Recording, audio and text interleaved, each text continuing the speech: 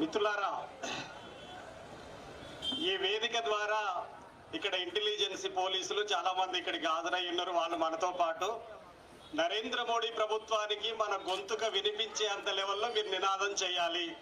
దయచేసి ఇటు వచ్చే వాళ్ళు కూర్చోవాలి. చాలా మంది వక్తలు ఉన్నారు మాట్లాడడానికి, మీ రంగాలకు సంబంధించిన వాళ్ళు కూడా ఉన్నారు. కాబట్టి వ్యతిరేకించండి కేంద్ర కార్పొరేట్ అనుకూల బడ్జెట్ను, వ్యతిరేకించండి కష్టజీవులకు ప్రజలకు వ్యతిరేకంగా ఉన్నటువంటి బడ్జెట్ను, కార్పొరేట్ అనుకూల బడ్జెట్ ని వ్యతిరేకించండి.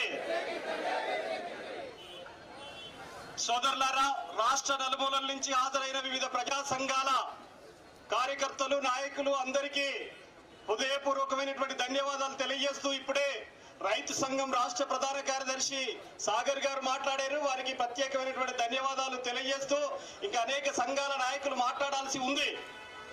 మిత్రులారా, ఈరోజు కేంద్ర ప్రభుత్వం పెట్టినటువంటి బడ్జెట్ ఇది దళితులకు, అణగారిన తరగతులకు అత్యంత వ్యతిరేకంగా తీవ్ర అన్యాయం చేసేటువంటి పద్ధతులలో ఈ బడ్జెట్ ఉంది.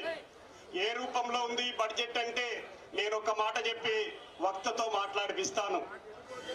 ఒక తల్లికి 3 కొడుకులుంటే ఆ 3 కొడుకులలో ఒకడు మొన్న అన్నం తిని ప్లేటు పట్టుకొని లైన్లో నిలబడ్డాడు, ఒకడు నిన్న అన్నం తిని ప్లేటు పట్టుకొని లైన్లో నిలబడ్డాడు, ఒకడు ఈ రోజు పొద్దున్నే కడుపు నిండా తిని బొచ్చ నింపుకొని వాడు కూడా వచ్చి లైన్లో నిలబడ్డాడు. కన్న తల్లి ఎవరికి ఆకలి ఎక్కువ ఉంటది, ఎవరికి అన్నం పెట్టాలంటే మీ అందరికి తెలుసు. మొన్న తిన్నోనికి ఆకలి ఎక్కువ ఉంటది కాబట్టి ఆ కన్న తల్లి మొన్న తిన్నోళ్ళకు పెడుతుంది. కానీ ఇక్కడ ఉన్న తెలంగాణ ప్రజానీకానికి ఎంత ఉన్నటువంటి చైతన్యం నరేంద్ర మోడీ ప్రభుత్వానికి తెలియదు.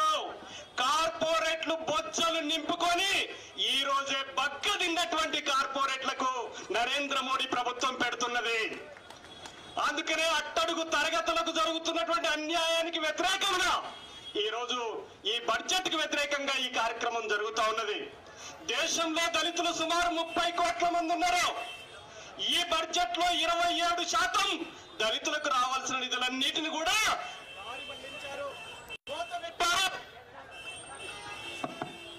దారి మళ్లించారు, కోత పెట్టారు.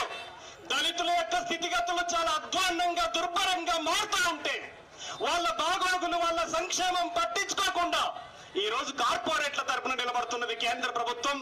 ఈ రోజు తెలంగాణ, కేరళ, తమిళనాడు, కర్ణాటక ఈ రాష్ట్రాల నుంచి వసూలు చేస్తున్న బడ్జెట్ నంతా ఉత్తరప్రదేశ్ కు, బీహార్ కు, ఏపీకి ఇట్లా తీసుకుపోయి పెడతా ఉన్నారు. తెలంగాణకి ద్రోహం చేసి, సామాజిక తరగతులకు ద్రోహం చేసి, కార్మిక వర్గానికి, రైతాంగానికి అన్యాయం చేస్తున్నటువంటి ఈ బడ్జెట్ కి వ్యతిరేకంగా ఈ ధర్నా కార్యక్రమం జరుగుతుంది.